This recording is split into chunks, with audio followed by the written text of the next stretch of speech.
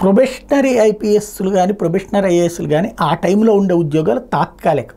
For example మేము ఇదివరకు చూసేవాళ్ళం ఐపీఎస్గా ఉండే వాళ్ళకి ఏసీపీ పోస్ట్ వేసేవాళ్ళు విజయవాడలో. అదే సందర్భంలో ఏసీపీగా నాన్ ఐపీఎస్లు కూడా ఉండేవాళ్ళు. కానీ ఈ నాన్ ఐపీఎస్లు ఈ ఐపీఎస్లకి శాల్యూట్లు కొడతా ఉండేవాళ్ళు ఇద్దరు ఏసీపీ క్యాడర్ అయినప్పుడు. ఎందుకు అంటే భవిష్యత్తులో వీళ్ళు వాళ్ళ పై అధికారులుగా వస్తారని తెలుసు. కొంచెం వెయిట్ చేస్తే మంచి పొజిషన్ వస్తుంది. ఐఏఎస్లో అట్లాంటి అవకాశం లభించినటువంటి అమ్మాయి కాస్త అహంకారంతో అటు పై వాళ్ళని లెక్క చేయక ఇటు అందరితో విసుగు తెప్పించినటువంటి నేపథ్యంలో దర్యాప్తు ప్రారంభిస్తే ఆవిడ జాతకం అంతా బయటపడేటప్పటికి ఇప్పుడు ఎవరైతే పూజ ట్రైనీ ఐఏఎస్కి భారీ ఎదురు దెబ్బ తగిలింది.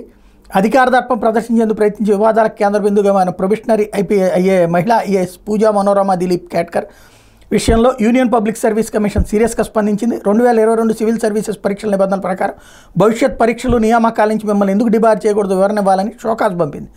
పరీక్ష రాసే అవకాశాలు ఆమె గతంలోనే దాటేశారు. అయినా సరే అర్హత లేకపోయినా గుర్తింపును దాచి తప్పుడు పత్రాలు సమర్పించి సివిల్స్ రాసి అర్హత సాధించారని యూపీఎస్సీ శుక్రవారం చెప్పింది. పాత వివరాలతో అదనంగా ఇంకోసారి పరీక్ష రాయలేనని తెలుసుకుని ఉద్దేశపూర్వకంగా తన పూర్తి పేరు, తల్లిదండ్రుల పేరు, ఫోటోగ్రాఫ్, సంతకం, ఈమెయిల్ ఐడి, మొబైల్ నెంబర్, చిరునామా మార్చేసి గుర్తింపు దాచారు. ఇలా నిబంధనలకు విరుద్ధంగా ప్రవర్తించినట్టు మా దర్యాప్తులో తేలిందని యూపీఎస్సీ ప్రకటించింది. తర్వాత ఆమె మీద క్రిమినల్ కేసు మోపి సమగ్ర దర్యాప్తు చేయాలని ఢిల్లీ పోలీసులకు ఫిర్యాదు చేసింది. దీంతో ఫోర్జరీ, చీటింగ్, వైకల్య కోటా దుర్వినియోగం వంటి నేరాలకు పాల్పడ్డారంటూ ఐపీసీ, ఐటీ, డిజేబిలిటీ చట్టాల కింద ఢిల్లీ నేర విభాగ పోలీసులు కేసు నమోదు చేసి దర్యాప్తు మొదలుపెట్టారు. 2023 బ్యాచ్ ట్రైనీ ఐఏఎస్ అయిన పూజ మహారాష్ట్రలోని పూణే జిల్లా కలెక్టరేట్లో శిక్షణలో ఉన్నప్పుడు అదనపు సౌకర్యాలు కావాలని చేసినటువంటి గొడవతో ఇదంతా వెలుగులోకి వచ్చింది.